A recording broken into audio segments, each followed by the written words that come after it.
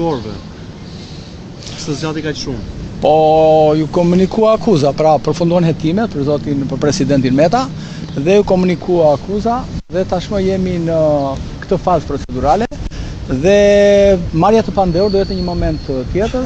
Padyshim që në këtë fazë procedurale ne do bëjmë kërkimet tona, që do të thotë që do pyetet, do kërkojmë të kryen disa veprime procedurale dhe pasi të lexojmë mirë materialin që është prej 192 faqesh, që besoj se ju 165 i keni, pra të materialin e parë, nuk ka patur ndonjë ndryshim nga ai materiali që është paraqitur që është kërkuar masa e sigurimit personal dhe jemi në këtë pikë. Kështu që për të tre ato akuza që për të tre ato korrupsioni pasiv i funksionarëve të zgjedhur, pastrimi produkteve veprës penale dhe padyshim fshehja.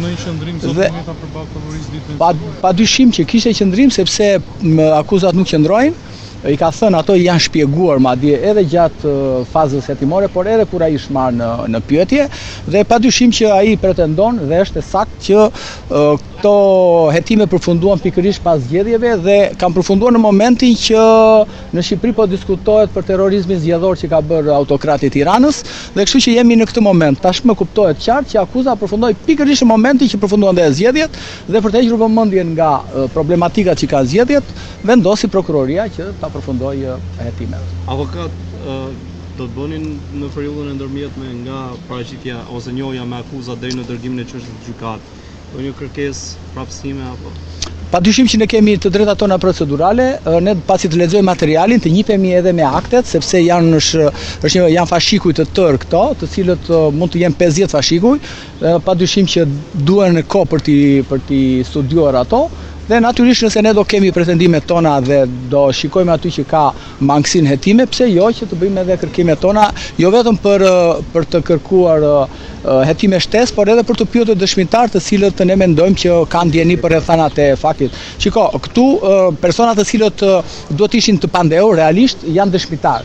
Dhe ky është një problem i madh, por për cilën që ne do ta diskutojmë në të ardhmen, pasi shumë persona të tjerë që ju i dini shumë mirë, që kanë qenë dhe pjesë po deshët ju e Partisë Lëvizja Socialiste për Integrim, të cilët duhet ishin realisht të pandehur dhe jo zoti Meta, sot janë të lirë, madje ushtrojnë dhe funksione publike po deshët dhe kjo është arsyeja. Tani emrat do t'i vijë një moment që ne do t'i bëjmë publike, pa diskutim, po pasi të lexojmë materialin, të cilin është, siç e thash, që është në studime sipër në ana jonë. Avokat, ditën e sotme zoti Meta dha shpjegime, u pyet nga prokurorët apo vetëm u njoh me akuzat? Sot u njohëm vetëm me akuzat, shpjegimet mund të jepen në një moment tjetër, por zoti Meta nuk ka çfarë shpjegime të japi, pasi i ka dhënë ato edhe kur është pyetur mos gaboj 2 herë apo 3 herë para se të merren marrësa e arrestit ndaj tij. Dhe kështu nuk besoj se ka nevojë për të ketë zyrtar apo i zyrtar të LSI-s që të jenë të përfshirë të paktën në lobimin e saj. Po si thoni ju, zoti Meta ka qenë vetëm në atë parti?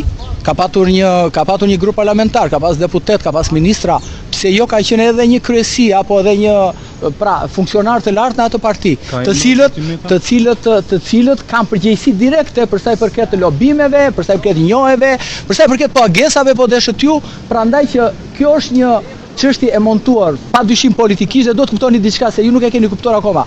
Në autokraci nuk ka prokurori të lirë dhe gjykata të lira. Në autokraci i drejton autokrati të gjitha veprimet. Dhe autokrati i Tiranës ka drejtuar veprimet të gjitha drejt zotit Meta, ndërkohë që janë të tjerë persona të cilët mbajnë përgjegjësi dhe për lobimet po deshët ju, që dhe kanë firmosur dhe kanë njohet në Shtetet e Bashkuara të Amerikës. Nuk e di, emrat do dalin dhe pasi ju të lexoni dhe dosjet, dhe kështu që kjo çështje nuk përfundon këtu, kjo çështje do zgjasi sepse do thirren këtu të gjitha ata persona të cilët kanë firmosur dhe kanë ngritur kartonat edhe në Kuvendin e Shqipërisë po deshët ju. Padyshim do jetë një proces i shekullit. Ky do jetë procesi i shekullit që të kuptojnë dhe shqiptarët që kjo prokurori po ka bërë rikuizicion ndaj presidentit të Republikës dhe kjo gjykat vendos çfarë kërkon prokuroria. Afër mendesh vendos çfarë kërkon prokuroria dhe sot jemi në këtë fazë. Ju lutem për saktësi, bëhet një lidhje mes këtij momenti procedurial, komunikimit të akuzave dhe ditës zgjedhjeve, pra që ky veprim u bë pas zgjedhjeve për Ju ka, më fal. Jo, përsaksi, ishte një komenti juaj apo ishte një qëndrim i shprehur diku nga zoti Meta? Jo, zoti Meta ka qenë presidenti i Republikës, ka qenë kryetar kuvendi dhe kryeministri i Shqipërisë, ka qenë në kohë të vështira. Dhe zoti Meta është i bindur për të gjithë çfarë po ndodh ndaj tij, sepse zoti Meta e ka thënë që në momentin e parë që mënyra se si ai u rrëmbye në mënyrë më banditeske, të mundshme, vetëm me Rroxha e bëri me Koçizozën për të treguar shqiptarëve që kështu ta keni ju të ardhmen, edhe e dyta ishte zoti Meta. Nuk ka mundësi tjetër dhe nuk ka logjik. Ai që kupton nga politika dhe nga akuzat politike e kupton qartë që nga mënyra e arrestimit të zotit Meta. Pat ndonjë përgjegjësi juve për atë rrëmbim që është bërë, sepse prokuror nuk e mbajnë atë përgjegjësi. Thonë që ne nuk e kemi dhënë atë urdhër. Kush e ka dhënë atë urdhër? E ka dhënë autokrati. Kush është autokrati i Tiranës? Se dy autokrat ka Shqipëria, një në Tiranë, një në Beograd. Tani, problemi, shiko, mënyrat autokratëve janë njësoj.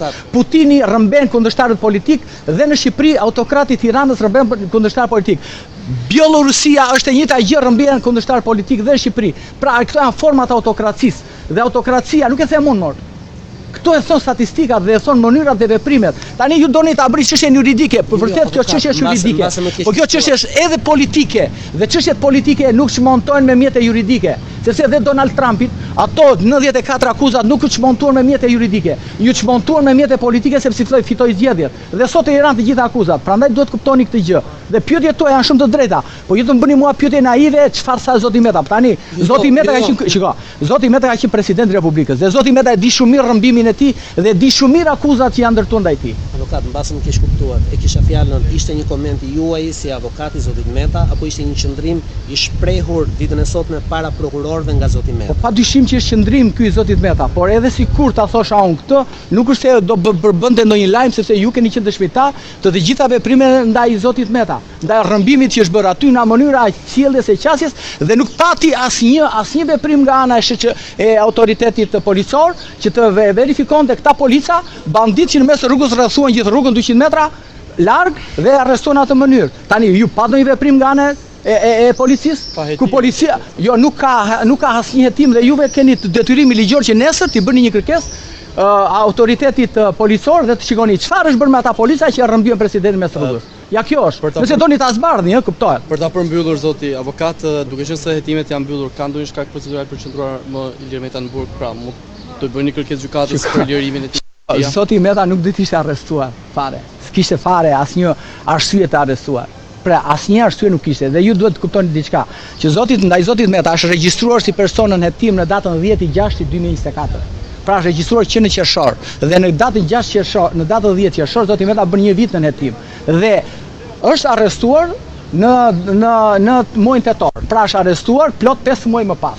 Tani pse duhet arrestuar zoti Meta? Sepse u lirua zoti Berisha dhe duhet arrestuar zoti Meta, sepse të dy jashtë nuk mund të rrinin për zgjedhje. Kjo është e kuptueshme pra. Tani çdo njeri që ka dy paremend e kupton që zoti Meta u arrestua për shkak të zgjedhjeve, për shkak të influencës që ai ka, për shkak të partisë që ai ka e kështu me radhë. Dhe u lirua zoti Berisha nga arresti dhe e lan zoti Berisha vetëm pa opozitar. Kjo është e thjeshta. Tani çfarë tu them unë ju? Faleminderit.